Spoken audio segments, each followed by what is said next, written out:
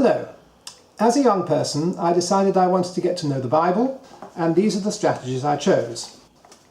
The first was to get a pack of cards from a stationer, and on one side I'd write my verse, and on the second side the reference that I wanted to learn. I built up a sort of selection of these things, turned them into a pack, and then I'd go through them, look at the verses one time and try and get the contents off the other side, or vice versa, look at the contents and try and remember the references, and I spent 20 minutes a day learning those. Second strategy was to make up lists of what was in the Bible books. Here's a list for the beginning of Genesis, chapter 1, creation, chapter 2, Adam and Eve, etc., etc. And then I tried to learn those.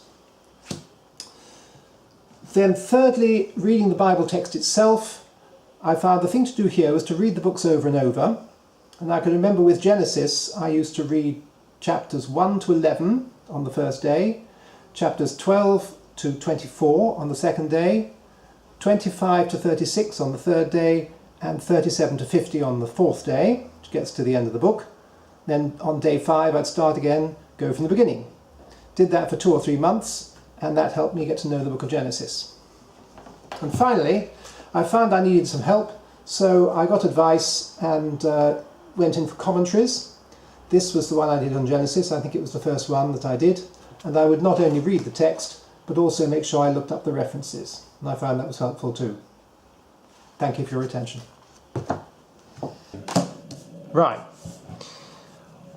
1, creation. 2, Adam and Eve. 3, the serpent and the apple. 4, Cain and Abel. 5, 9 generations. 6, the flood. 7, Noah's Ark. 8, raven and dove. 9,